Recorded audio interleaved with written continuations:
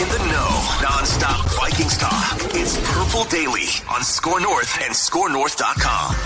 Dude, the Rhino might be back, bro. Football. He's all hopped up on meat. He's hopped up on God, it's like the second week in a row that you're just coming down from some ridiculous meat fest at a restaurant, just rolling amazing, in here. It's amazing. Oh yeah, huge shout out to Butcher's Tail. Just the beef long rib with the Tabasco molasses. Oh. Is that what that was? You sent me a picture. Can I say who you were having dinner with, or you want to? Of course you can. We're going to talk about him. AQ Shipley in the house. My dude. We want to talk about a guy. We've been laughing. Now here's a guy. 72 hours. Just like, do you remember that one time? Do you remember that one time when you guys stole the Trenches label for that McAfee segment where you break down the film?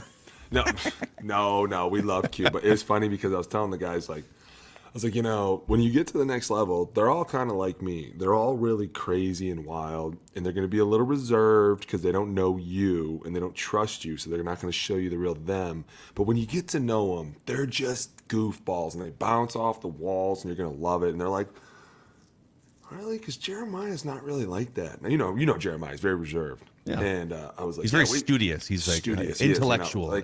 He's that guy, which we needed in the room at the time because he calmed me down. And so I'm like, all right, just wait till AQ gets here. Like 5 minutes in, he's like sitting there and he goes, seriously, how many goddamn times am I going to have to ask you what front this is? And I was like, see, guys, he's just like me, man. He got no page for any of this shit. You just better know what you're doing. And he put him up on the board, and he's looking at me, and he goes, can I throw him a curveball? I go, the nastiest curve you can go. He goes, drop a bear front. It's like, I don't think we talked about that front. He's like, you know what? Sit down. Never mind. You're not the kid I thought you were. You're cut, actually. You never. Dude, they don't make sure you never get a job in your life. It's how they talk to you, and if you give them a shitty, stupid answer back, they're gonna go, "Why did we draft you?" Like, these kids don't understand. And AQ coming in was like, because he was a coach with Tampa when they won the Super Bowl, he was a player, and then he came back the next year and was a coach on the team, and so he's got to see both sides, and he was like, dude, it's exactly what you think it is. It's crazy. And it's put together exactly the way I always thought it was as much chaos around you as possible, and then at the end of the week, find out what they know, right? Like, just throw everything at them, and then at the end of the week, make them regurgitate it back, and if they can't, they don't play. If they do, they're your starters. Wow. And it's like that every single week, and so you see this with these young kids, and you're like, man, you're all failing the same test. And it's the fact that you can't just stand up there with a sack and go, you're right, we talked about this yesterday. Over front means three technique goes to the tight end. Power simple. We do this all the time, right? Like, they get up there and they just start fidgeting and getting crazy. And that's why Q's great to come in, because he's like, no, come on. Dude, we've done this. How many times? I don't think people, doing this with you on a weekly basis the last couple of years, I'm just even realizing, been around football for 15, 20 years as a media guy, just how in-depth and complicated offensive line play. And it's probably even more complicated now because offenses are getting more complicated and multiple, if you will. It is so fun. And that's what's cool about it too, and now that I get to talk to these college kids and you talk to these college coaches, you understand why there's such a difference between both levels. And you're like, okay, I get where the problem is now. And I get why you're facing these battles. And talking to AQ, he's like, man, having done it for a year and listening to people talk, he's like, it's exactly what we thought it was. And the reason we always pass the test is because we all got together and we were like, listen, you make me look good, I'll make you look good. If I don't know the call and you do, you say it. Got it? We were like, all right, I got it. We're all going to band together on this, and we're going to make each other look right. And then you would go out and somebody come up and make the wrong call, and you'd be like, psst, four call. You'd be like, yeah, you're right. Good call, right? And then you're boys, and all of a sudden you just keep riding out together. I mean, it was funny because Q and I were talking about a bunch of things that happened in the game. How many just snapped the ball? And I'd be like, that's not a real call, as I'm taking my set. And he's like, I don't care. We're like fighting as we're setting. And I'm like, this is terrible. This is an NFL game. We're doing this. The bleep it, pray. We only need to hold for 3 seconds. Let's go. Let's make it happen. They get up there and radar, man, magic, fun. You don't know what's going on. He's downing people. I'm like, I can't hear you. Dude, it's crazy.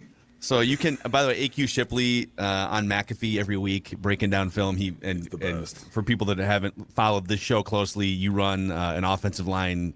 You got a training gig on the side here too. This is your main gig, clearly, talking football with me every week, and that's your side project. But so we're gonna get into some film of the badass teams from the weekend that have now separated themselves. But I want to ask you before we get into some of the film here. I think you and I gave the Vikings a fair shot throughout the year. We kind of defended them against the fraud talk, and we pumped their tires because they were winning these close games. And I still don't think you can call a 13-win team a fraud. But if you're putting it into the context of how do you stack up against the teams that are going to be fighting for an actual Super Bowl, and I'll just stick even in the NFC.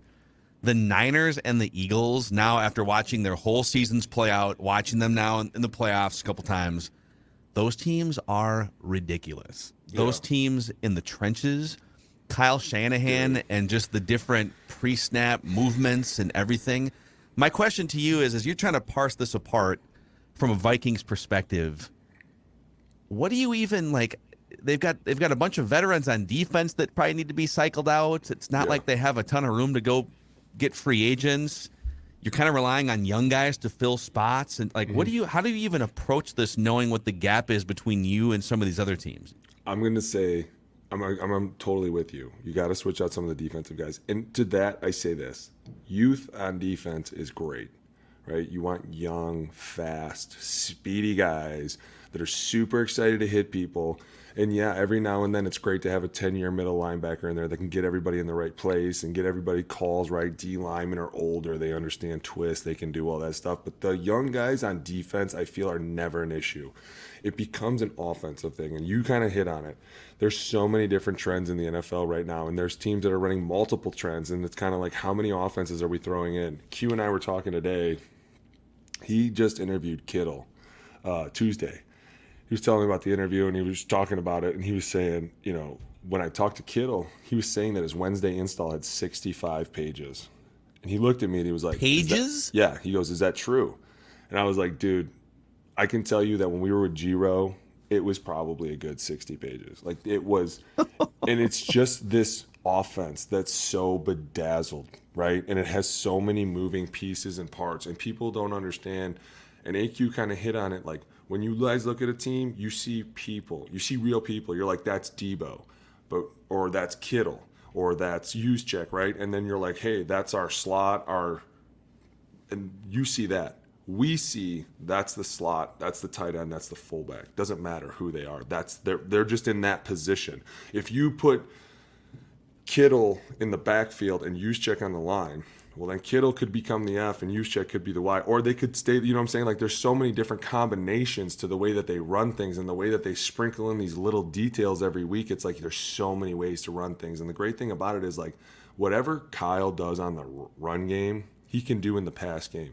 And I was telling Q, like, it's fun when you get up there and you see the defense guessing, like, are they going to run it? Are they going to pass it? What do you think? And then you get up there, you make a stupid fake deuce call, and they're like, it's a run. You're like, no, it's a pass, stupid. It's a pass. Nobody has any idea, right? And then the linebackers step up 5 yards, and you just hit this little dink for 15, and you're like, man, I'm not even having to do work out here today. This is great. We're just messing with them. And it's like, the more your offense can just come out and throw everything at a defense. And Q and I were talking too, because, like, the defense is so, like, what's their trend? When they're in this bunch, there's a good chance they're going to run these 5 plays or these routes, or this is what they're going to do. And the minute somebody moves out of that position, the whole defense is like, wait a minute. We haven't seen this. Why is he going over there? You know what I'm saying? And all of a sudden you start moving, and then they're wondering, why are we moving out of position? Now the safety's coming down. Now we got him right where we want him, and they're looking around like, this doesn't look good for us. And that's why these are so fun. And that was kind of... I agree with you. We gave them a very fair shake. If anything, a lot of people got mad at me because they thought I wasn't harsh enough. They were like, dude, you're just not being harsh. I'm like, it's hard to be harsh when you're winning. It doesn't matter how you're winning. A dub is a dub, dude. They don't come very easy in this league. Whether you're winning in overtime, whether you're winning 50-0, like, it's a good thing to win, and it's hard to turn around and bash a team that's winning, because then people are like, wait a minute. They lose, you bash them. They win, you bash them. Maybe you just don't like the team. And I'm like, no, I love the team. And now you're just Judd Zulgad. Right? Now you're just bitching at the being clouds. A real jerk, you know? Boone. Yeah, like you just never make anybody happy. But they were a good team. You know, they came out, they fought hard, they were resilient, they gave it till the end, and it's one of these things where it was like, man, I thought they could have been more creative. I think maybe some of their players thought they could have been a little more creative. Like everyone was kind of like, well, is this really how we're going to go down? We're not going to do anything? Yeah. I mean, even on defense, even Patrick Peterson came on his own. He does his own weekly podcast, All Things Covered.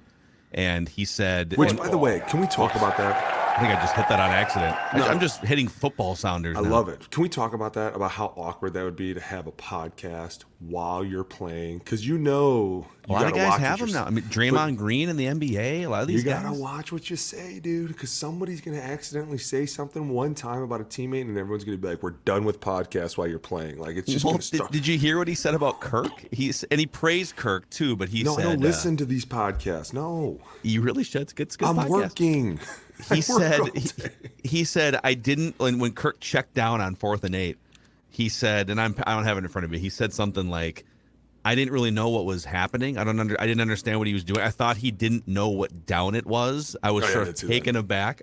I saw that. And he praised him and stuff too. But what he said about the defense is, like, we're just, as a veteran, sometimes now that I'm not as fast, I do like to play off receivers. But like we need a scheme, and he's a free agent, so he might not even be a part of it. But that's just more aggressive and taking the fight to the offense. That was the thing that kind of pissed me off the most. It's like, you just said it. Are we really going to go down like this? And there's some creativity things on offense we could talk about, but why are you going down on defense, playing off coverage more than every team, Way off. and not blitzing at a high rate? And I'm not saying that blitzing is the solution either, but like you're just getting punched. You're not punching back. You know, it's almost like you're eating them, and you're like, oh, we're good. We're fine. Yeah, we're not. We haven't gone down yet. Justin just caught another one. We're good. We're good. And that's why, and that really is why it is hard to be like, you can't be harsh with this team. Like, you look at them offensively, they're carrying the entire team. And you're like, man, this guy that I didn't think could do it is actually doing it during the season. He's doing a really good job. He's taking hit after hit after hit, and he's delivering. The offense is showing up. I think the run game was exactly what we all thought it was going to be. They were going to get way away from it, and all of a sudden it was not going to be their identity as much. And it was kind of like, dude, you would rather have the identity of being an ass kicker than a guy that's going to go to the air. Because in an ass kicker fight, you know you're going to have to show up. You don't show up, you're going to get beat up, right? Like, you're thinking about it all week, and you're mentally preparing for it, and you know it's coming down the pipe, and you're going to have to play the 60 minutes, so you might as well get it over with, as opposed to a team that you're like, man, these guys are just going to sit back, and we're going to be creative, and we're going to twist them, we're going to pull them out of their gaps, and we're going to make fun of them, and it's a totally different mindset. You know, I still say, though, even though I'm with you, like, just get younger and faster on defense, get younger, cheaper, free some money up to go get whatever else you need.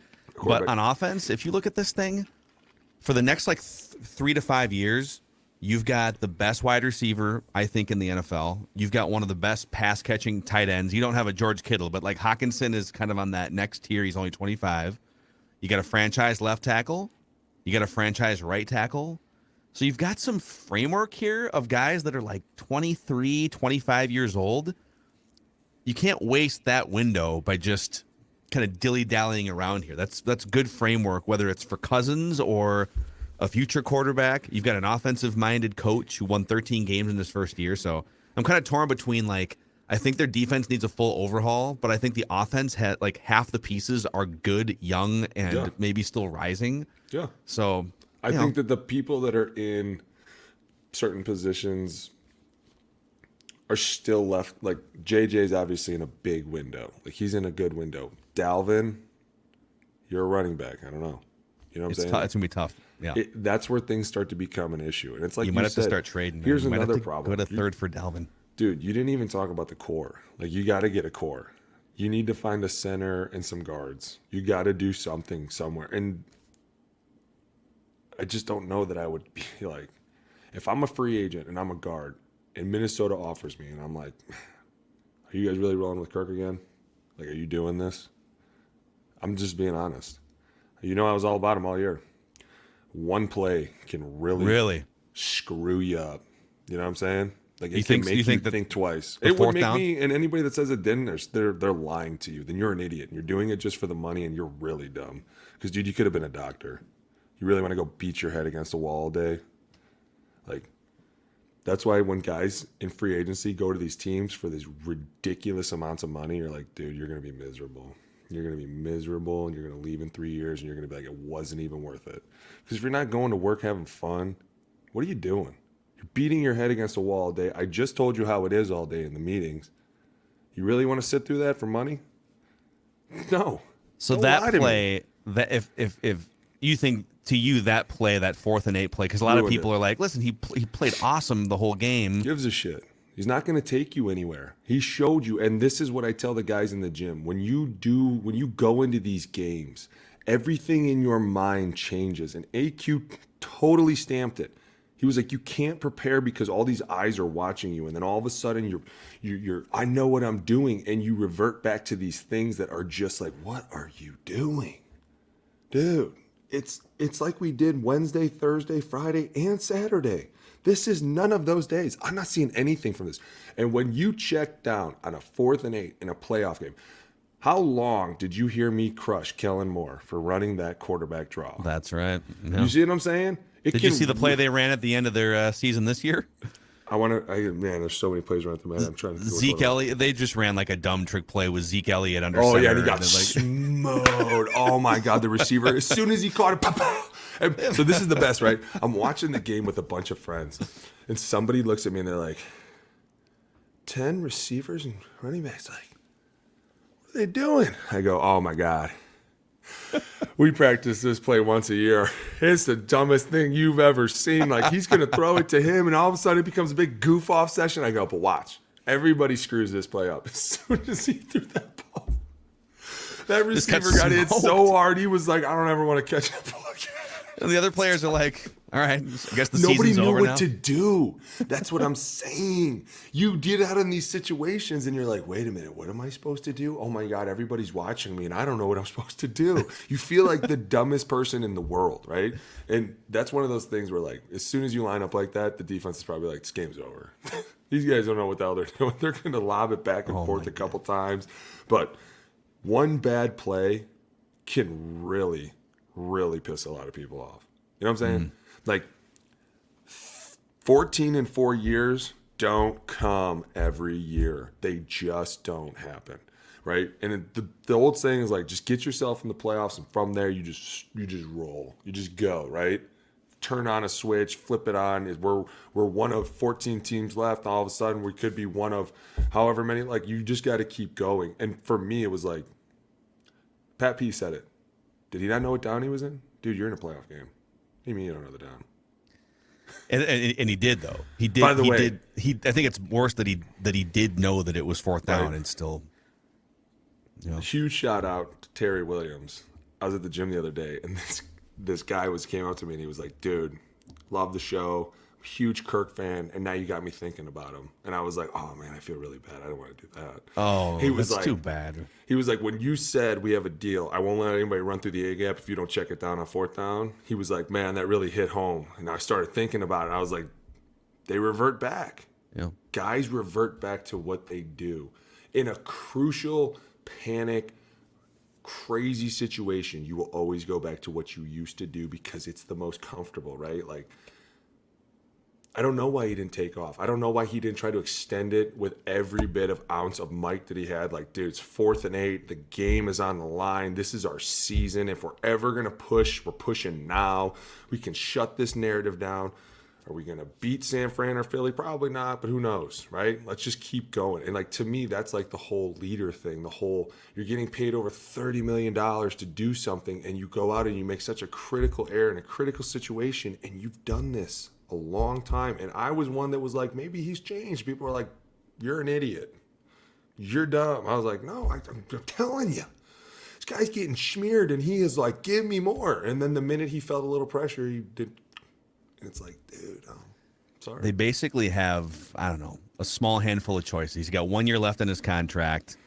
It's the 6th highest cap hit of any player in the NFL, and it's above the threshold of what you can historically pay one player. I mean, it's a 53-man roster, and when you give one guy like 17% of it, it makes it hard. That's part of the reason why you have a 31st ranked defense. Also, they've whiffed on draft picks. It's not the only reason, but you could either just play the last year out finally and just be done with it after the year. You could extend him, which is what they've been doing, and like lower his cap hit for this year and kick money into the future and do another 2, but he's going to be 35 years old. Or you could tell him, hey, so we're not going to bring you back after the year. This is the final year of you. Thank you for the 4,000-yard seasons. You can either live with that, or you could waive your no-trade clause. Right. We can try and send you somewhere. Those are kind of the 3 options for the front office here, and all of this has to be decided like in the next 5 weeks. Because I think some fans check out after the season's over because season's over. And I said, no, the next like 7 weeks part. After it really is. They don't get it. Like their decisions need to be made, and you don't. People are like, well, you got 7 weeks. 7 weeks flies by, and that's a big decision, right? Like, and you know how it is too, because once you put something out in the media, you can never go back, right? And the media is going to spin that narrative as hard as they want and say, look at the Browns. Right? Mm-hmm. All of a sudden, what's his name? Deshaun Watson? No, yeah. Who was the one before him? Baker. Baker Mayfield, yeah. Right? Yeah, once that's out, the relationship's over, right? It's over. If it gets out at any point, ever. The Vikings put a feeler out to the Panthers. They had a phone call. You can't put the toothpaste back in It's the tube. Weird. And we were talking about it at dinner tonight because it's like once you mess up or once somebody messes up in this side of it, like this world, it feels like they're like, it's just not the same anymore. You know what I'm saying? Like our friendships are so strong that the minute someone breaks it, you're like, you just can't be friends anymore, dude. Sorry. Like, I can't trust you. I don't really want to follow you down this foxhole anymore. I don't know why. Probably because I'm over here breaking every bone in my body and you just totally lied to me. And this is not what we talked about, or this is not what we agreed upon, or this isn't how things were supposed to go. Or I'm getting kicked on the dick and it's not my fault. Like there's a lot of things that go wrong, and even just a little like, hey, maybe you want to get some feelers out there. The minute people are like, Kirk Cousins is getting feelers out there, it's like, what's going on in Minnesota? And they're breaking up, they're blowing things up, and it's like, sometimes business is just business, dude. Yeah, but you're right, you got to be prepared if you're going to make those feeler phone calls. If I'm the GM here, I'm prepared. I'm standing by my team. I'm letting them know that this was not acceptable. This was not good enough for me. I don't find it. Frankly, it's really not. I don't know. I don't know what the word is, but like as a GM, you could easily be like, dude, this cap hit deserves a look somewhere else. We need to look around. We have other players on this team. And as a player that tried to take every season seriously, even when I knew we were like rebuilding, you don't want to be in a rebuilding season. Who's out there to not win? Who's out there to go out there and be like, yeah, we're out here with 7 rookies because we're trying to see if this works. That's not fun. That's not football. That's a joke. So you want to be out there competitive as hell. Like, yeah, dude, we're here to win. I want to ring. I want to play in the big game. I want everybody watching me. I want to go out and destroy all pros. You don't want to be like, man, I hope we can do it. Oh, boy. I don't know this guy's name. Yeah. What was it, Terry? This guy doesn't even have facial hair yet. It was Brian. I knew it was Brian. I had no idea. Terry, Brian, whatever, all the same guy out there. So, we'll see. Put some film up. Let's do this. There's gonna be we will. We're gonna do it here in about 60 seconds after we talk about our friends at Vivrant. So I told you and Jeremiah last week that my wife and I have been trying to be adults recently by cooking our own meals. You make your own pies. And yes, we are in our 30s and are experimenting with making our own meals. It's quite revolutionary. And my friends at Vivrant, so I discovered this company a few weeks ago. It's a Minnesota-based company. And they said, here's what will heighten your kitchen experience. Getting your knives professionally sharpened. You send them in. They send you a kit that you put your knives in a package. It's a mailman-friendly kit. You're not going to stab anyone in the mail. It's all very much safe. And they will professionally sharpen your knives and send you some replacement knives in the process. All this happened within just a few days, and it's been incredible. It's kind of amazing, too. You don't even realize how dull your knives get and how you just, America just tolerates dull knives, Alex. It's crazy. I highly recommend this to you. And by the way, Vivrant is offering the first 100 Score listeners with the promo code SCORE, SKOR, a free vegetable peeler as well. Vivrant.com. That's VIVRONT.com. VIVRONT.com. Or you can stop into their store in Wayzata. My guy Joseph and his team, extremely knowledgeable. They have Japanese knives and skills classes as well. So this is awesome stuff. It'll blow your mind. Check them out at Vivrant.com. Football. All right, guy. No more mac and cheese meals. Let's talk about the steak and potatoes. Pull something up. Give me something sweet. All right, let's start here. Let's see. Let me pull beautiful. Full screen First here of all, for the audience. Can we just appreciate the weather for the game? You know, as an offensive lineman, it's going to be a great day when you wake up. There's snow on the ground. So do you look forward to, I mean, it's, once every couple seasons you might have a chance, depending, some of these AFC North and AFC East teams, you played on the West Coast. You probably we never saw any of this stuff. It was great. Taxes, you paid for the weather. This place is phenomenal. This is a Joe Burrow to Jamar Chase touchdown on the opening drive for the Bengals here. By the way, how amazing is this game coming up going to be? Both of these games, dude, these are going to be... Oh, Sunday's going to be... Too bad I'm in Waconia. I'm in Waconia, dude. I got to go to Prior Lake. You got to pull your kids out of youth sports, okay? Just tell them to go sit in their room. I coach these girls. They're so Kids, cute. It's Championship Sunday, okay? Daddy's going to be glued to the TV for 8 straight hours. You guys are going to sit silently in your rooms. No, I'll record it and watch it alone at night at 2 in the morning. Just sad. Yeah, dude. With your pies. I'm never sad. Believe me, I'm always happy when I'm watching them. So here's the for the audio audience, if you want the visual here, 25-minute mark of the YouTube video. So we've got a snow-covered field here in Buffalo. Bengals lining up. What do you see here? All right, we got a sub front. Milano, Edmonds, Oliver. So Bengals, strong left. Let's see here what we got. We got a good point in Milano. We're watching. Here we go. Ready? By the way, for anybody that doesn't know, number 67 is in our gym, and he is one of the greatest dudes I've ever gotten to meet. I want to tell you, when we talk about him coming back, we're like, we can't put anybody in his group that doesn't act like him because he'll kill them. He is anything. I'm like, I don't think you can handle that. He's like, I'm going to do it. This guy's the man. But anyways, simple protection. We're going, looks like we are 2 jet. A little twist here by Buffalo, huh? Which is... not really a twist, because see, as you see here, look, we're setting to the left, right? And Carmen kind of comes in, and watch it play out. As he comes in, center moving to his left. He gets back. So we have some sort of a loco call going on over here.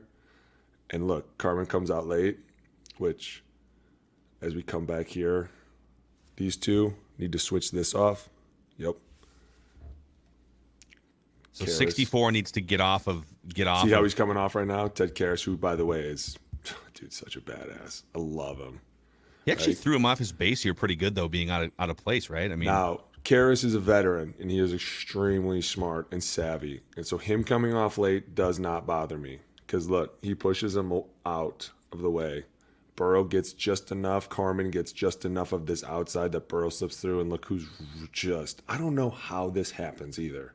I just don't know how this guy could end up in the middle of the field with no one around him. Jamar Chase, you're talking about? Yeah, number 1, right here. In my opinion, one of the scariest dudes on any field. Oh, my God. By far. His attitude, him and JJ on the same team would be ruthless. Look at this. There's nobody around him. Play. Look at Tremaine Edmonds. How does nobody see this guy? So this is a broken coverage, but it almost doesn't come to fruition because of the up-the-middle pressure, Burrow moving to his left. Burrow's not Lamar Jackson mobile, but he's sneaky great. Mobile. He's sneaky mobile. He's one of my favorite quarterbacks, and he has been since he came in the league. And it was actually since then. Remember that hit he took in the Packers last year? Remember where he got up slow? And then 2 plays later, he came back in and finished the game, and they almost won. Ever since then, dude, I was like, this dude can play ball. And he is extremely smart. Talking to Cordell, he's this kid is far beyond anything. Listening to the coaches talk about how much he knows, how great of a guy he is. Cordell was like, dude, he is one of the nicest, coolest, calmest guys under pressure. And I was like, dude, it shows. I mean, Well, the guy, he's also the king of the one-liners here. Back-to-back weeks, he had the window is my career a couple weeks ago, and then he had the better get the refunds ready because they had sold like 50,000 tickets to the neutral site. yeah. Hypothetical Bills Chiefs. Can you imagine? I mean, they have to sell those tickets because they got to be organized a couple weeks in advance. Yeah. But that is just incredible whiteboard material. If I'm one of you guys in the locker room and I catch wind, wait a second, they've sold 50,000 tickets to a game that we aren't a part of because they expect us to lose. Right. No thanks. He's hilarious, dude. I don't know why I love him. I think I love him because he's exactly what the league needs, a quarterback that's confident in what he is, young, savvy, knows where he's going with the ball, but at the same time, dude, like goes out and does it. You know what I'm saying? Like he can go out there and what did he take? 13 sacks in the first 2 weeks and was still like, nah, we're good. So here's another. This is a big Burrow completion to Boyd here, 83 down the left side. So I think this is the first drive of the game, actually. So just kind of curious what you see on this one. Over front. To open up Joe Burrow. Gun, strong right. Here we go. Give me the foot. A little motion. Oh, we got a little fly. Casper goes behind, which I love, by the way. So it makes everybody wonder what's going on. And you get who's wondering here? So 49 is wondering. Everybody's like, man, he's going behind. What's going 58's on? Running some sort of swing screen. It could Everyone's be a wheel shifting. route. Dude, putting them in position where we want them. Here we go. We'll play action here. We'll fake that handoff. 7-man. We're going to Milano in the middle. We're going center and left guard are going to 58. Right guard has 91 alone. Tackle and tight end are going to start out here, and then tight end's always going to leave. Sometimes this happens. See right here how Joe Mixon hits the center, trips his feet up? Yeah. This happens sometimes. And this is kind of why you have to learn how to play football, because you can't account for somebody tripping over your feet. But what Cordell does a great job of is getting back in here. He's got a decision to make. You can go out and help the tackle, or you can come back in and help the center. You know, normally the tackles always want help because those guys out there get paid a lot of money. And the guys in the middle are just big beef eaters, right? So he looks to his left first. So if you see his helmet, right, your guy Cordell here, Yeah. he's looking out to the left first to see if his tackle needs help, right? Look at him looking to the left. They might have actually with declared out one there. hand on the right. Because look, Joe Mixon's looking inside, so he looks like he's looking at Milano. So they could have switched responsibilities and been like, Cordell, we're gonna bump you out there, which would naturally put your eyes through the tackle, so you'd see if he needs help. But he does a great job of staying with the center, which ends up saving this play. Because look, he ends up pushing the nose guard across, which opens up this huge void for Joe just to Look at this, by the way. This is unleash, off of his wrong foot here, off his right foot, dude. and just slings it.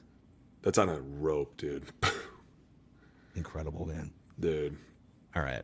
Let's get to the calculus here. Let's get to some 49ers. Oh, the Niners, dude. They're the best. Let's talk about what I like to call, I don't know what you call it. I like to call it 21 personnel. You know, Alex, that's when you put two running backs and a tight end on the field at the same time. They call that 21 personnel in the NFL. Timeout. This is not. You should preface it this differently. This is not your normal 21, okay? No, it's not. Because Juszczyk is not your normal fullback. This guy, that guy right there that you're about to circle, that guy right there, he makes that whole offense go. Well, this clip actually has two different 21 personnel plays stacked back to back. Thanks to Nate Tice for putting this out on Twitter. And it'll show you two different ways to use 21 personnel, and to what you just said, two different ways to use Juszczyk. One here, and then another one where he will be lined up in a different spot that you might not expect. Okay, so we'll roll this angle here first, and then you can look at the end zone cam. Pistol, baby, we are in pistol. Pew pew. I used to love pistol. All right, so here we go. This is what I love about this offense. It's like a 7 or 8 yard gain. It's it's not like a home run play here, but it's just, this is such an interesting formation, and it looked like a really easy way to get 7 or 8 yards that they just continued throughout the entire pistol. Your pistol formation 3-by-1. Love this. You got a nice little even front. Ooh, So we got McCaffrey. I know you know who 42 McCaffrey in the is. slot over here too. Hey, I know who 42 is. Anthony Barr, right? He is. He is.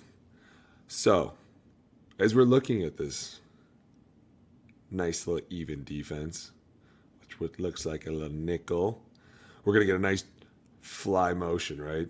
This is what's great because these motions kind of hold everybody because they snap them at the right time and see how this guy's going laterally and this guy's moving forward. So you have Ayuk going laterally and then you have Debo. That's right, Debo behind the quarterback. See that little cross right there? That puts that defense on the spinning shits. And Think about all the things that could happen, and I'll even include. You tell me if I'm wrong here, but so as Ayuk starts to go in motion here, and if you watch the rest of the game too, and I kind of like fast forwarded through the whole game here. They ran similar variations of this formation in which like 5 different things happened, and sometimes guys like you've said this. Sometimes McCaffrey is in the Debo spot, and Debo is out over here. Right. You could hand it to Ayuk. You could hand it to Debo. You could play action. This could be a pass. George Kittle could chip, get out. Like, there's like 7 different things that could happen with a bunch of dudes who are Pro Bowl caliber skill position players. And this play is super fun because it's a guard tackle counter. Now, here's what... Dude, they're pulling 2 dudes here. This isn't. Here's what I want you to look. It's a guard tackle counter. Now, you're obviously pulling your tackle because why? He's Trent Williams, right? Because he's Trent. We're not stupid. And at the same time, see how I just said your fullback's not a fullback? Who's he blocking? Does anyone know who that is? Oh, yeah, it's Micah Parsons. He's a really good player, right? Put a hand on Micah Parsons. So Get shoved back a little bit there. Doesn't matter, right? Coaches were like, hey, he can do it. Yeah. That's what I'm saying. Like, when you can do things like that, you become very valuable. And this is super fun. So here we go. Go back. Look at Trent Williams. Go back. Come on. We got to talk about this. This is true power, baby. This is the counter, right? But here, look. See what we got over here? Kittle on the line.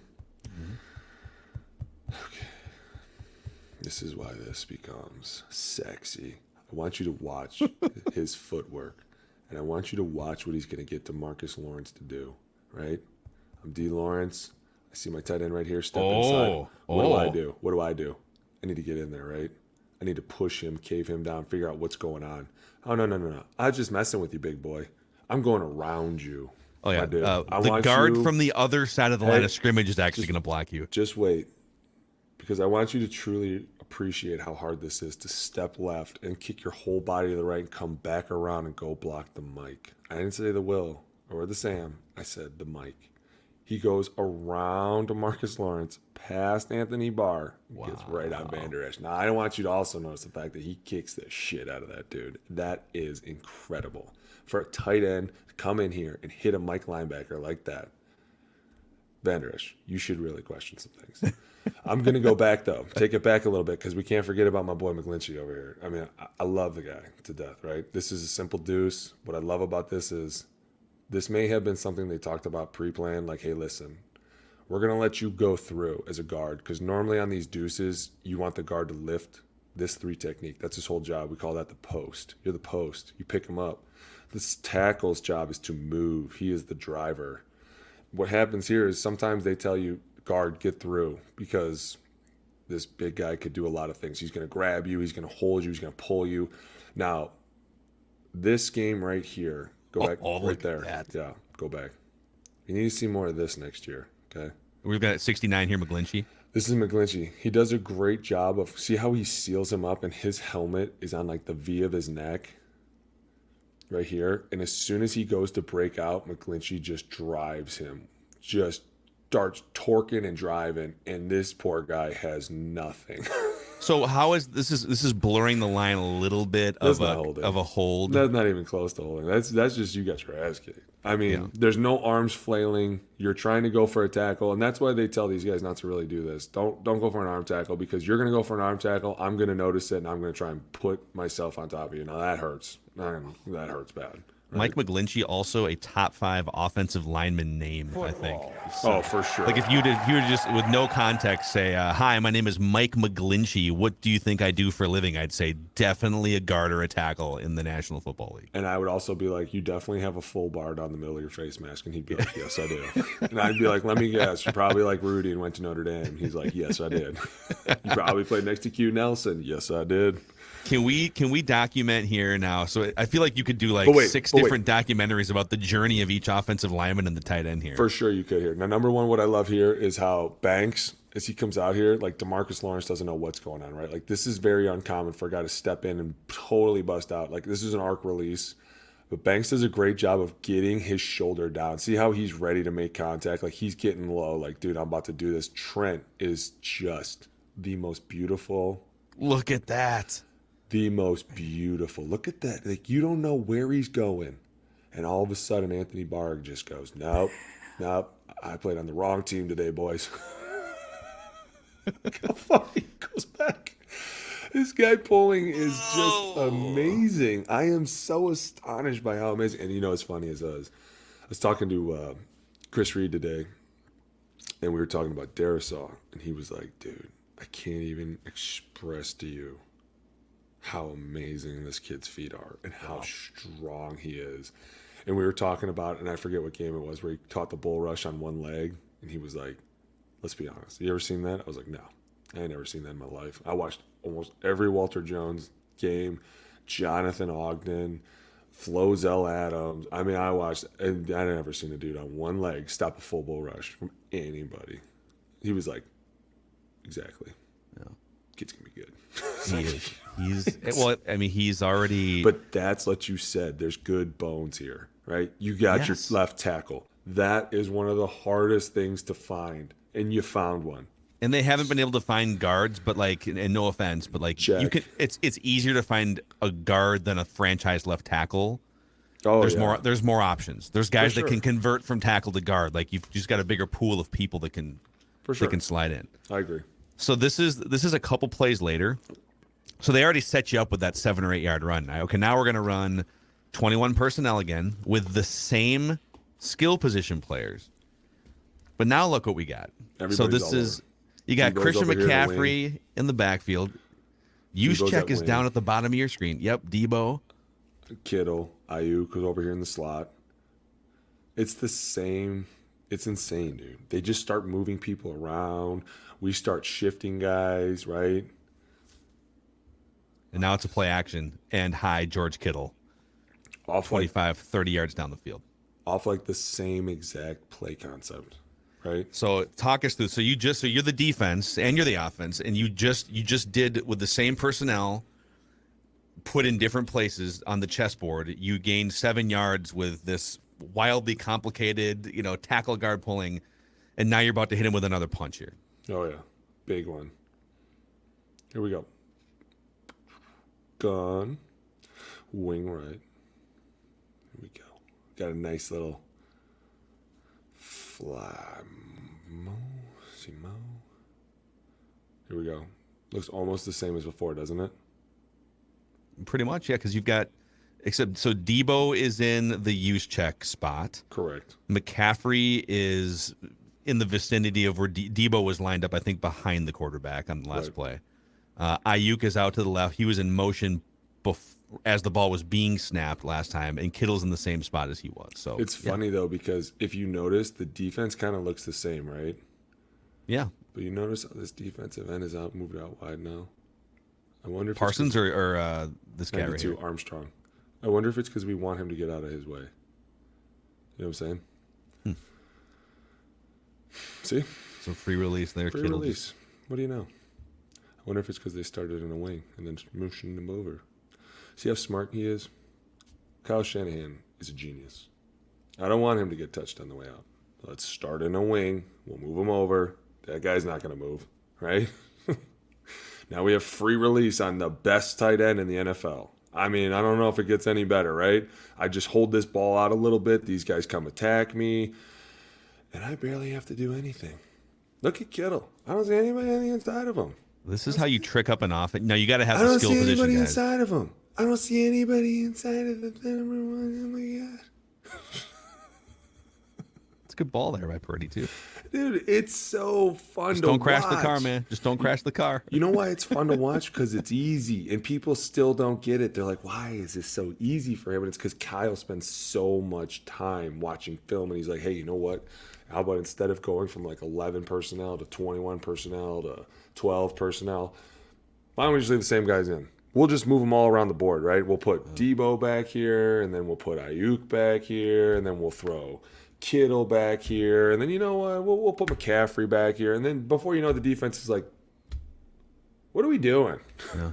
See, this is where this is another thing. The Vikings, to bring it back to them, early in the season they were trying some. It felt like they were being more creative early in the season, but they don't have ultimately the versatility of personnel that San Francisco has, and they don't have the offensive line that San Francisco has, and they probably don't have the play caller, quite frankly, that San Francisco has. Who's the Debo? Who's the? I mean, I guess Dalvin's kind of the McCaffrey, but McCaffrey is just a different animal, dude. He's shown up when he got traded, it was in rebirth. I mean, dude, even I was like, wait, you're trading for what? Yeah, he hasn't played in 3 years. Like, what are you doing? And all of a sudden, dude blows up. This is I hope you got Eagles by the Giants way, here. There was a play. I hope you got it. The center, by the way, Hall of Fame center, right? Kelsey, yeah. I hope you got it. He was a zeroed up nose. He stepped to the left and reached him to the right. I don't know if I did. If I did, I grabbed it unintentionally. I was like, dude. This is a simple read option here. Okay. That you have a ton of experience from 10 years ago in the San Francisco offense. Pause. Ready? All right, let's run this for the audience. And then don't. Remember that phase 2 I told you about? Go back to that. Just a clean overview. Remember how we were like talking about like every offense has a progression, and eventually when you hit enough of phase 1, you go to phase 2. This ended up becoming phase 2 in G-Row's offense. This is exactly what it was. See these receivers? What does that mean? See the receivers? See where they are? Just wide and stacked. You're daring them. Are you going to cover them? You're going to leave this box light? If you do, we'll run it. If you bring one of these guys in, I'm throwing it. It's a death by like 1,000 cuts, right? And as long as you have the personnel to do it, you can do it. This is a read at the line of scrimmage 100%. For Jalen Hurts every time. Dude, if you look out and don't see 2 for 2, we're going crazy. You throw it. We'll take our chances. Because look at the box. They have one of the best offensive lines, led by a Hall of Fame center. They don't need any help doing what they do, right? They got a quarterback that can run to the left while the running back's running to the right. Like, they just have enough right there to keep everybody. And this is so fun when you're an offensive lineman to look at, because when you go to the back end, let the play run a little bit. When we show it from behind, you'll see how clean this box is. Stupid clean. Like, you can see how clean it is here, right? There's no muddiness to it. What'd I just say? Just an easy 10 yards, man. Running back runs to the right, quarterback runs to the left. My God, are we even playing football anymore? We're playing checkers and you're playing chess. This is the game, right? You make these guys look stupid their own way. Look how clean this box is. There is only 6 guys in this box that are even counted on this screen. The safety is whatever. We have 2 guys back here that can run the ball. We're out leveraging them right now. By far, right? Because we're going to block 5 of them, and I'm going to read this end. And if he closes, I'm gone. If he stays, I'm handing, right? You're playing chess, and we're playing checkers, dude. Like, they're lining up like they're really giving us this defense. Can you believe how stupid these guys are? In the they're end, not even going to throw a safety in here. Are you kidding me? The end closes pretty aggressively, right? You don't say. Well, he doesn't know what to do. He's like, are we really going to go with a 6-man box with this right now? Like, dude, just pull the safety in the box and it just throws everybody off. One guy added on is like, are we forecalling this? Are we fupping this? Plus, you're 5 yards closer to that tackle there, buddy. Like, this is what's so fun. Number 1, go back. Look at the movement that you're getting up front. This B block backside by Dickerson and Jordan Mailata. See how the post gets in there first and he hits him? So he makes the fight between him and Leonard Williams. And then Jordan Mailata comes out of nowhere and goes, I want to be a part of this too, right? Drives him all the way across the hash. And on this side, we have what's called either a single or a chip. We call it a chip because it let the center know we're not going to be there for a while. You're just going to get a chip from me. But it's great because look how fast and low Kelsey gets out. He is the best. I'm telling you right now, the best. Watch this. This guy. Look at that. Look at that knee bend. He is lower than an all-pro. Dude. Serious? Just leaning on him. Just giving him the business. Like, dude, you really want to keep going? You really want me to stick my hand in here? What a year for the Kelseys, man. They're gonna face each other in the Super Bowl. They've got the number one football podcast in America. No, they're not. Come Incredible. On. Joe Burrow's 3-0. Patrick Mahomes is hurt.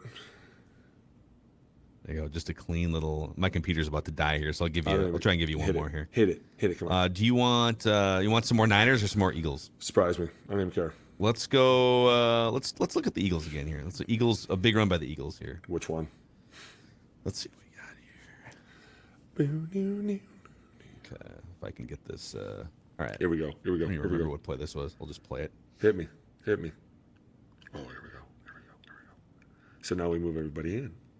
2 by 2. Dose. Do. Here we go. Look at that. Pretty. Let's see. We're an over.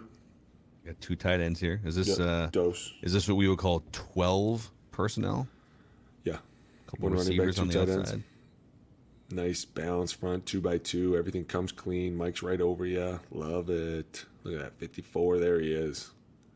What we got? Hit me. Oh, sending him out. I'm sending you over here. Why does he do that? Last minute. They don't know where we're going. And all of a sudden, the last second, I come over here. Set this up nicely. Oh, my goodness. Just happens to be the same play from a different formation. This is great. This is straight out of G-Ro's book. A pulling tight end here. Called this blunt arc Y hide. So you blunt was the zone. That meant you're running zone to the front side, and blunt told you it was out of gun. The Y hide, go back. This is great. I love this. This is great. By the way, Giro stepped down from the Ravens last week. Yeah, it's so sad to see my dude. Pour one out, man. Love that guy. All right, you see Goddard over here? He's arcing on the left side here. Yeah. He's arcing out here. He's big arc motion, right? Remember you saw Kittle arc? Anytime that guy goes out like that, it's an arc motion. He's going to draw 44 with him. But now when he doesn't, he's looking back for a pass. Nice little RPO, right? He's reading him. Is this guy coming with me? Nope. All right, look, I'm looking back now. You got your chance because now we know we have 2 guys coming off the edge, right? Well, what's great about this is instead of having 2 guys free, you have your Y hide coming back. See the 89? Came back. Part of the Red Sea exactly like he was supposed to. And this is what's so great about these plays is sometimes you're not really resisting these guys as much as you want them to start running. You want them to take off over here because our Y hide, see how he slows the linebackers down? See how everyone's going to the right, but they're going the opposite way? It's because they always key the tight end. That guy going across probably means it could be a waggle, right, where he's going to run all the way out here and the quarterback's going to keep it and roll out and throw it. Or it could be this. And so they know with this Y hide, these balls always hit backside just like this. Why? Because the D-line take off, the linebackers are holding, you set yourself up perfectly. See how the right guard right there? I was going to say Samson Satelli, we were talking about him. 56 here. Yeah, and his name escapes me right now. Don't be mad. We're going to call him Hair Guy. No, Hair I know guy. who it is. So he's on right here, he's on a nice little chip. See how that linebacker comes back into his path? Like, hear me. Normally, if you don't have a Y hide, go back a little bit. 57 is not stepping in here. Why? Because the running back's coming to him. So he's going to kind of play a little bit more outside, which makes that chip block harder because you have to hit the nose and then run out there to get him, right? When you Y hide it, it pulls those linebackers behind the blocks that they need to be behind because they're following the Y hide while we're running the zone, right? And so all of a sudden, these blocks that looked really hard end up being really easy and right in your face. Like, look at this B, backside, Jordan Mailata gets up there, Tight end kicks out just like we need him to. We got the big boy over here going cross face. Look at this. He steps down. Number 90 goes with him. Do the job for me. I don't care. Make it easy. Keep running that way. I'll just push you. Look at that. You're doing this work for me. I'm not doing anything. Making it easy. Making it easy. Look at that. The extra Football's launch a could make a beautiful thing, tackle. man. Maybe they would have won. I don't know. Beautiful thing. Dude, it's fun how these things start to line up. Like sometimes on paper, you're like, man, I hope this works. And then in the game, it works exactly like they think because they take into account what are the linebackers looking at. Well, they see tight end going back, and they're thinking ball's either coming back or he's throwing it. I lied. Let's do one more Niners one here. I'm kind of obsessed with just McGlinchey? how I know you are. Kevin O'Connell comes in, and I'm not trying to rip Kevin because I think he did a good job, but he talks about the illusion of complexity, making it look more complex than it is for the defense by having the same personnel swapping around. I mean, the Niners are doing that at the highest level of any offense in the NFL here. So this is just a little Christian McCaffrey gain here. We'll run this for the audience quick. I love it. All right, we line up. Simple. Keep it simple. It's a jam front. Here we go. This is what we want. All right, so again, we got... A lot of people are probably going to argue with me. They're like, this is a bear. We called this a jam. We kept it simple, right? A bear has its own rules, its own variety. It can't be run against certain things because it has its own rules. This is jam, right? Take note, Micah Parsons is off the ball. Why is the number one pass rusher on their team off the ball? I'm just saying that too. I don't know what's going to happen. I'm just telling you. Like, if I was this left guard, I'd be like, why is this dude off the ball right now? This is not right. Here we go. Jam front, easy, 5-0. Keep it same personnel grouping as the first two San Francisco plays we showed too. You don't say. This defense has been all over. They're like, dude, they can't run anything else. Here we go. Oh, baby. Here we go. Kittle goes in motion. What's happening? Jack going with him. What's happening? Counter. Love it. Go back real quick. I got to see if this is counter. Go back. You can tell by the footwork. Let me see. Hold on.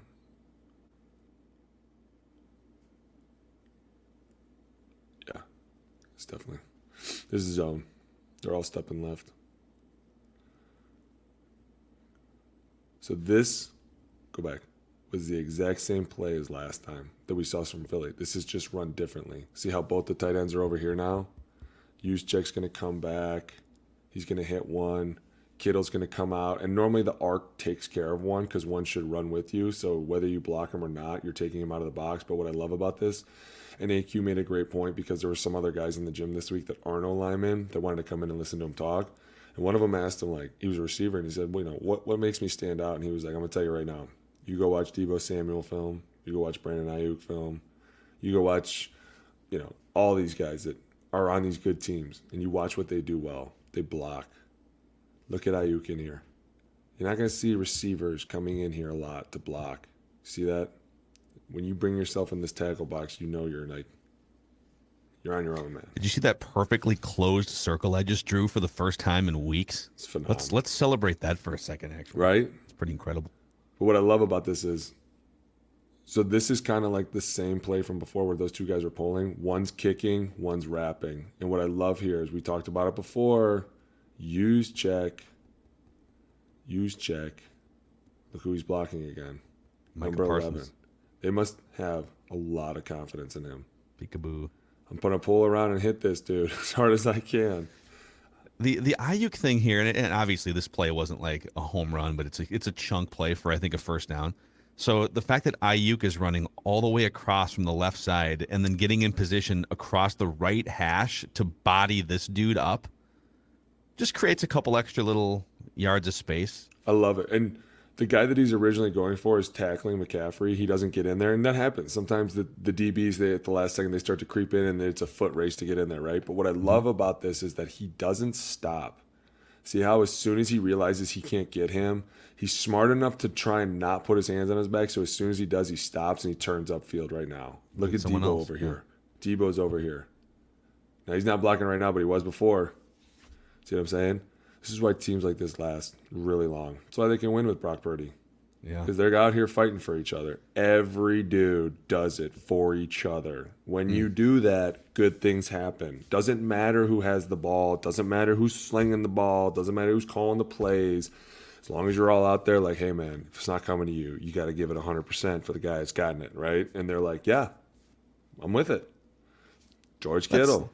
That sounds great. I personally prefer to pay my B-level quarterback $36 million to the salary cap and just kind of cross my fingers with the rest of it. But that's going to just be the my next preference. problem. You know that's going to be the next problem. People are going to start to look around and be like, well, we gave $250 million to a guy who couldn't win 4 games. This guy was the last pick in the draft. He's about to win the Super Bowl. You got to be kidding me. Yeah, it is. You Well, know, wait, there's so many they're probably things. frauds too, though, right? Because if they don't win this week, then he was a fraud. And see what I'm saying? Like, people just throw these narratives out there, and you're like, dude, you don't even know what you're talking about. Like, this will change football. If they win this week, people are going to turn around and be like, all right, we're done. We're done paying them. Find me somebody smart. Just find me a smart guy. Find me a smart OC. We're good. And I think, and obviously the argument back would be, well, everything you just showed had nothing to do with the quarterback. The San Francisco's winning, and these plays you're showing have nothing. To which I say yes, because the rest of their team, and a lot of it's through good drafting too. But like, how are you going to build a monster roster? And Kansas City is about the only team that can get away. If you look at like the top 6 highest paid quarterbacks, Kansas City's on that list. But the other teams, the Titans didn't do anything this year. The Packers didn't do anything this year. Vikings did do something but got bounced early. The Lions missed the playoffs. There's another team on there that missed the playoffs too. So I think we're just getting to a point where it's not about like necessarily Kirk himself or Purdy himself. It's about this is ultimately a team sport. And if one guy's going to make that much money, he damn well better be Patrick freaking Mahomes or in like 3 years, Joe Burrow. Right. I'll give Joe Burrow that money because I think he's a culture changer. I'll give Patrick Mahomes that money. He's a culture changer. If you're not a culture changer and a guy that drags everyone around, sorry, I'd rather have the studious mobile 7th round pick guy that makes nothing so I can have a team. But right. But and my shot back would be like, and more importantly, you need to find better coaches. Like, it's not hard to find a Kyle Shanahan. It's not hard to go out there and be like, hey, you're going to be creative, right? Show me how creative you are. You know what? Prove it. Right now. Here, right now. Start drawing me plays. Yeah. You know what I'm saying? Like, pull something out of your ass for me. Make it fun. You said the Titans. When I think of the Titans, I think of wide zone. That's it. Wide zone and play action off of it. There's not a lot of creativity there. Sorry. So, what am I doing? I'm firing the coaches. Dude, what the hell? We're paying this guy how much money? We're not doing anything? He's dangling this ball out there for this dude? No, we're done. We're good. We'll find somebody that can deliver. I mean, Steve Smith put out a great video, and it's funny because so many people are coming after him right now, but he put out this video about how scouts are just lazy. They're just straight up lazy, man. Like, nobody wanted Brock Purdy to be their guy, but now he's winning, and everyone's like, well, it's because of the system. And he's like, that's not even the point. The point is that you can win games with the last draft pick in that year. Yeah. You can win playoff games with the 256th pick in the draft, just like with Tom Brady. Doesn't matter as long as you find a guy that fits your scheme. And that was his biggest narrative. They just go out there and they go, well, everybody's got this guy ranked really high. We must have him ranked high too, right? Instead of going, this guy has nothing to do with our system. He is a pocket passer. We are RPO. What the hell are we going to do with this guy? Yeah. You know what I'm saying? And then when you do get the guy, everyone's like, we're going to be so creative. We're going to be diabolical. And you see nothing. And it's all of a sudden, it's like, wow, we don't know how much he can comprehend. We don't know how much he can understand. We don't understand what we can throw at him. Dude, throw the whole damn book at him. You got picked in the first round. You better be smart. That's what he's saying. Go back, do your homework. Find out what these guys know, how they act, what they do for fun. Are you really that smart? Dude, Kyler Murray is the exact example of that. You got a clause in your contract about watching film. Who's not doing their homework? Who's really not earning their check around here, right? By the way, for a 10-year snapshot in your young life, engage and be all in, and then He's not generations of Murrays going forward get to reap the benefits. Dude, right? That's baffling to me. They just, and it's crazy because who think of the quarterback before him? Josh Rosen. Josh Rosen. Current Vikings practice squad quarterback. Same thing. Nine mistakes before me. Somebody didn't do their damn homework, okay? People are always like, man, you guys get really crusty when you start talking about everybody else's, because like we did our homework. Why weren't they doing theirs? Like we were talking stories all day about guys that got drafted that people were like, dude, this guy should not have been drafted. And then coaches got fired, and it's just like, dude, because nine mistakes before. I totally forgot about that. Yeah, I don't know how you could have. That That was the greatest one-liner I ever heard. Hey, number 10, you got to feel good. There were 9 mistakes before me. Okay, bud, as you bounce around 12 teams in 1 year. I mean, dude, Zach Wilson, same thing. It's the same thing. They're not doing their homework, and Zach Wilson too. I feel like before the combine, I think like even like the mock draft community had him more of like a mid to late first round pick, and then once the non-game stuff, and I get it, like there's some measurables, especially for like edge rushers and stuff that matter. But the thing about quarterbacks too, I think you don't get to spend that much time with them. You get your 15 minutes at the combine, and you might bring them in for a workout and stuff, but like you don't get to spend a week with them in depth. And so much of playing that position is how fast can you process? How great of a leader are you? Do people gravitate toward you? Are you going to sit in the tunnel and high five all your teammates like Trevor Lawrence after you lose a tough game, right? I think you're trying to make this like 5-year franchise decision. Am I going to bring this guy in to lead my franchise, and I'm not going to be able to spend more than like a few hours with them in the pre-draft process, and I'm just relying on scouts? So I get why it's hard, but Phil, that's a crock of shit. Are you serious? I would fire you if you said that to me. I don't have enough time. We brought him in for a top 30 visit. You had 3 days with him. You give me an hour, I can tell you how smart somebody is. Q came back in an hour and was like, all right, here are the guys that are smart in here. Here are the guys that need some work. Yeah. It's not hard. I just throw a bunch of things at you. Like I said, I literally throw controlled chaos at you, and I go, I know what I want to hear back. Get up there and draw it. Show me. Show me this, kiddo. Show me this. Why you like this route? Why don't you like this route? Show me about this coverage. Why don't you like to play against this coverage? What about this upsets you? These guys are like, I don't know. They're really messing up, man. I'm just can you tell, like, within an hour, can you tell if someone can lead a room of 53 people? In an hour? A 20-year-old, you go to dinner for an hour with let's just throw out like a 21-year-old Zach Wilson. You sit down at dinner with him for an hour. Can you figure out if he's full of crap or not? Can he lead a group of 53 adult men? For sure. Absolutely. I'll tell you, this is probably not the greatest name to bring up, but Darren Sharper used to be a regular guest on my old radio show like 10 years ago. Ooh. Yeah. His podcast is now called One Call a Week from Behind Bars, but that's a different story, though. Like, if you're looking for me to find out if you're mentally... No. What I was going to say is, hold on. He came on our show one time, and he said this on the radio. He goes, I spent 5 minutes around Christian Ponder. He goes, it was like me, John Sullivan, and a couple others. I was there, like, hanging out with Vikings practice for my NFL Network job. I spent 5 minutes around Christian Ponder, and I knew he didn't have it. Yeah. He was 100%. A wallflower in our conversation, and I knew he didn't have it. And I was like, 100%. Okay, interesting. You can tell the vibe pretty quickly. And probably because when you've been in a million locker rooms, you know what they're supposed to feel like, and you know how everybody's supposed to act, and everybody kind of just assimilates how they should. And every now and then, you got a couple wild cards that you're like, stay away from him, unless you know him. Yeah. As long as you don't owe him money, you can go around him. But other than that, do not look him in the eyes, right? You got a couple of those. But within 10 minutes, you can find out who's really there for the money and who's there to have fun, right? Like, dudes are quick to let you know. How do you know? Who shows up for workouts at 5:45 in the morning? This is my job. This is what I do for a living. I love this. I'll be here at 4:45 if you ask me to. I couldn't get enough of being around the guys, being around the coaches, being yelled at like a man, taking it like a man, being looked at like a man. Like, it's invigorating. And then you see these guys that, like, they just look out of place, and they don't ever look comfortable, and they don't look happy. And the minute they have to get on the board, they get skittish, and their answers change, or they don't pipe up in a meeting. Like, the biggest thing, Q started talking about a couple things, simple things. Asked a question back. Crickets. Instantly turned around and was like, listen, in the room, if you don't answer me, it makes it seem like you're not listening. And now I'm really pissed, right? And that's how they would all say that.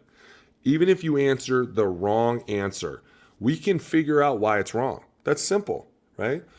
Who's the mic? Him. Nope, he's not the mic. Why did you think that, though? Oh, okay. Got it. Now we can fix that, right? But instead I go, hey, who's the mic? Yo, I said, who's the mic? Is it him? Are you asking me or are you telling me? Like, that's what Solari would always say. Are you asking me or are you telling me? He'd be like, oh, man, he knows I don't know. And instantly, it's like, dude, right? It's not hard. It's not hard to figure out who doesn't want to be there. When all of a sudden, everybody's sitting in the cold tub, not wanting to be there, and some guy walks by and leaves to go home early, and you're like, wasn't his ankle broke like a week ago? Is he not? Okay, you better be ready to play. And Sunday, it's like, oh, my ankle hurts. Y'all. Guys, I don't want to play. I got a blister on my toe or something. And you're like, Listen, those blisters can be awfully painful. Okay, guys, we hear a lot rub more against than your you do. sock. We hear a lot more. We see a lot more. You show me by what you take down in notes, what you regurgitate. Like in practice, coaches are always walking around and they ask this same question. Ready? They go like this. Hey, what's the play here? Right? This is what I see every rookie do. I don't know. You just got cut. You're an idiot. Don't you see all of us standing next to the coach like, yo, what's the play? 36 zone. Got it. All right, cool. Who's messing up? Oh, hey, did you see that? He called a B. It was an A. What an idiot. What an idiot. Hey, you don't think we're like that? We're crude. We're rude. We love it. We are who we are. We stick to each other. And we can tell pretty quickly because we're the ones that are taking all the shots for you. And so if you're not really cool with us, we're not really cool with you.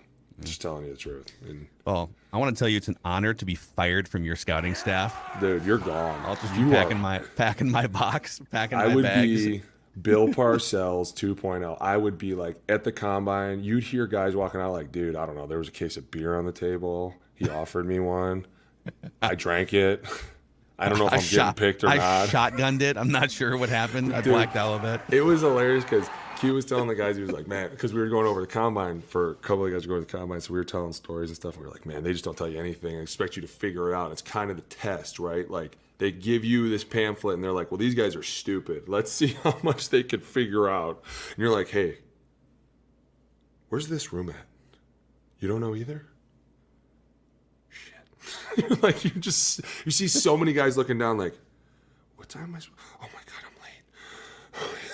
Instantly, like, what does that say about you? He's unorganized. He's not asking questions. He's not doing what he's supposed to be doing, Phil. See, there's tests everywhere. They're thrown at you daily. The GMs would walk by and be like, watch this.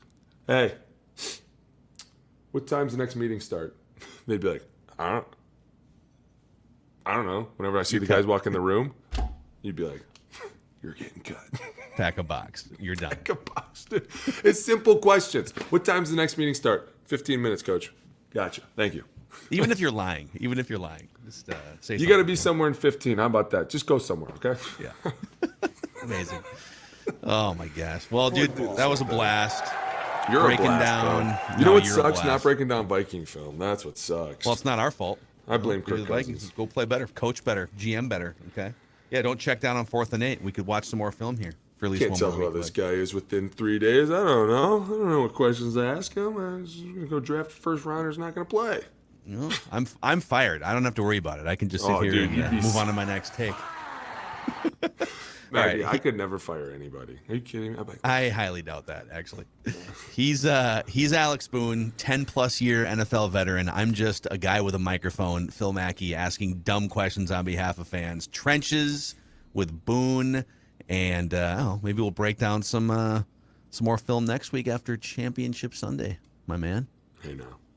All right, enjoy your late night pie or whatever the hell you're going to get into. Something.